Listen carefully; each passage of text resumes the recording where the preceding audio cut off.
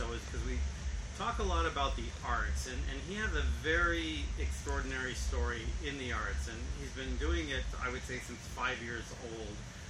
And he's multidisciplinary. I'm going to let him tell him a little bit about himself. Greg Angelo, share your story in the arts in terms of what you do. That would be a very long story. We got 2 minutes to do this. Yes. We just went live. Okay. Hi, welcome to Live on Central. This is Grand Central Coffee Talk. I'm here with Greg Angelo Herrera from Greg Angelo and Philosophy, Arts and Entertainment. Greg Angelo is in town today for a show called Awesome Fest, Eastmark Awesome Fest via Circus School of Arizona. But we are going to talk about a little bit about Greg Angelo's life in the arts. Can you share some with us? Sure can. It's a long story. Okay. But no, I primarily work as an entertainer and an artist, hence the arts and entertainment. And I work on creating sort of fantastical environments with extraordinary characters and circus artists that the stories are literally usually rubbing reality in your face, even though they appear to be quite fantasy. So often profound stories. And I had the good fortune of meeting him many years ago in San Francisco and working with him very closely. And he does these fantastical costume designs, and a lot of his work is really tied into astronomy and the cosmos. And one thing that always stuck with me, even returning here to Arizona, is to look at things differently. Tell us a little bit about your philosophy in terms of the cosmos and energy and the dervish specifically, where everything is pulling that one. Well, you're making me sound like some hippie, but there's... Okay. Basically, one of the first acts I started is called the Whirling Dervish. And the Whirling Dervish, traditionally people identify with this mystical dance done by Sufi men, and that has its own separate history. So I sort of do a version of it that's more secular, that sort of strips the mysticism from it, though it's still mystical, and focuses more on the reality. So the story of it is that everything that we know of in the physical world is spinning, from subatomic particles to galaxies and everything in between is spinning. So it's sort of imitating the reality that we live in, and it's become a signature act, and it really mesmerizes the audience. They don't always know the story, but it works. And here I am today performing a different act tomorrow. But also a lot of your work in your Greg Angelo Museum, he has a place in San Francisco, and his costume design, I think, is influenced by cultures, many cultures, ancient and contemporary, wouldn't you say? Yes, I think it's multicultural, and some cultures that might not exist yet. So we're here in downtown Phoenix. It's the hub of the arts in Arizona, especially in this central or Arizona and stuff. There's a lot of artists that will probably be looking at this very heavily and stuff. What advice can you give to someone, especially a young artist, making their way through trying to sustain themselves in the arts? I'd say really make the decision you're going to do it, stick with it, find a good mentor, and hone your skills, give it to the world, earn a living from it somehow. That's through finding good mentors, and have nothing to fall back on. Just keep going. And it's a fight that's worth fighting. And we were talking earlier about specifically the Dervish Act. You started performing that at 15, right? That is correct. And so quite a while, and that act is still working. In terms of your facility, your operation, tell us a little bit about that. How many artists do you work with? What disciplines of artists do you work with? What type of productions do you do? I work with about 150 artists from every discipline you can imagine. Visual artists, technicians, a lot of circus artists, for lack of a better word. And the type of productions we do are varied all over the board. It could be, the type of work I like to do, what we'll be doing a little bit here, I like to do installation work where we create these sort of fantastical environments that have characters in them, and then the audience is free to move through them and envision the story how they want it, and share the experience. Many people say our installations are rather psychedelic, but I've had a great compliment lately where at a corporate event, people are moving through this for lack of a better term, psychedelic installation. Mm-hmm. And they're all adults, and they're really playing and full of wonder, and they get back through the thing, and a lot of them would say, this reminds me of the time.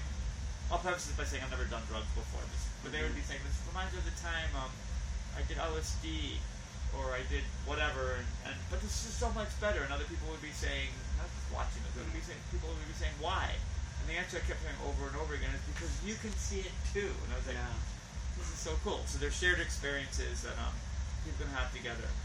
And new memories. And some of the time, what I used to do, or I still think this also, is that an artist isn't a painter, a dancer, a performer. It's to me, because I worked with him very closely for many years in San Francisco, through observing and working with all of these exceptional artists within the group.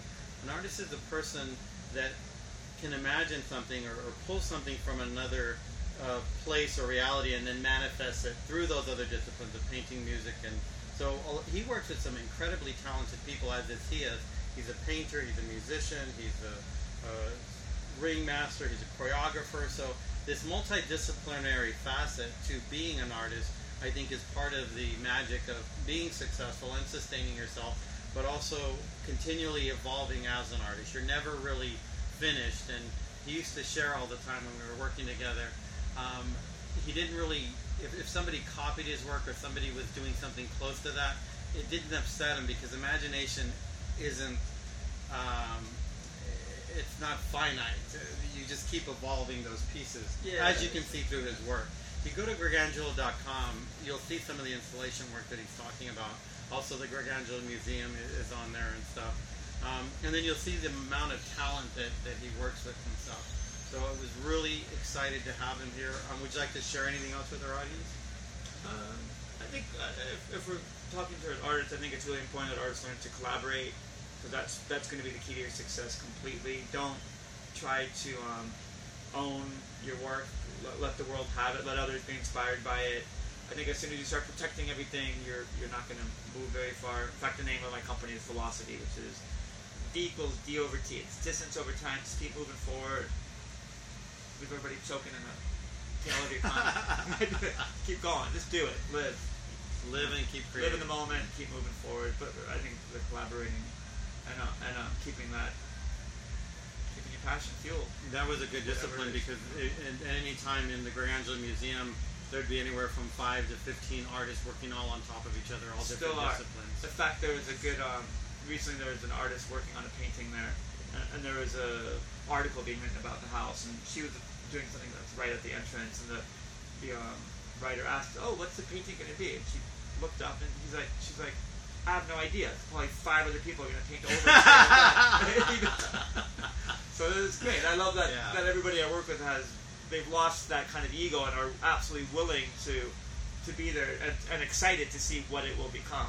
It used to be, I used to love, because my office was right next to the costume shop, there would be an intern coming in, a very young intern, and they'd start working on something, and they didn't understand this collaborative piece, and then Greg Angelo would come and rip something apart, but the person that stuck around is probably still there. He's probably been working with some artists 20 plus years, right? But and making a living. And making, not only that, but buying homes in San Francisco Bay Area, traveling with their art and their work and stuff. So I wanted to introduce this to the audience, or brand this to the audience, because most people think starving artists, poor artists and stuff. There's a whole other world of arts out there, an exciting world. And it is that collaborative piece, but also just to keep creating, just to keep evolving and making things and sharing it with the world. Yeah, it could be a viable living if you work hard enough, and I think the wealth in it truly is. After years of doing it, is I think the joy that you bring to people somehow. Even if it's for a moment, something. So thank you. This is Coffee Talk. This is Jeffrey live on Central with Greg Angelo and Velocity Circus. GregAngelo.com. He's here for Awesome Fest tomorrow, Eastmark. You can find it on the web if you're looking at this live. Also, Circus School of Arizona. I want to credit them. Shout out to them. I think you brought a flying trapeze here. Yeah, there'll be a flying trapeze rig that everybody can go on. All the guests can get up and try flying trapeze themselves. And then you created a 12-foot ringmaster costume? Oh yeah, there'll be a new. I figured, it's getting harder and harder to entertain audiences because they're always behind the screens, like you are right now. So we created a new costume that is a screen. So check it out tomorrow. And also, I think I was talking to him earlier. I think I'll plan a trip and walk you through with him live through the Grangelo Museum, so you can see the extraordinary. Look at it online if you're in San Francisco. Book an appointment. It's by private appointment only. But extraordinary artists here in town. Thank you for your time. Totally a pleasure. Very nice to meet you. Likewise. And signing off. Bye now.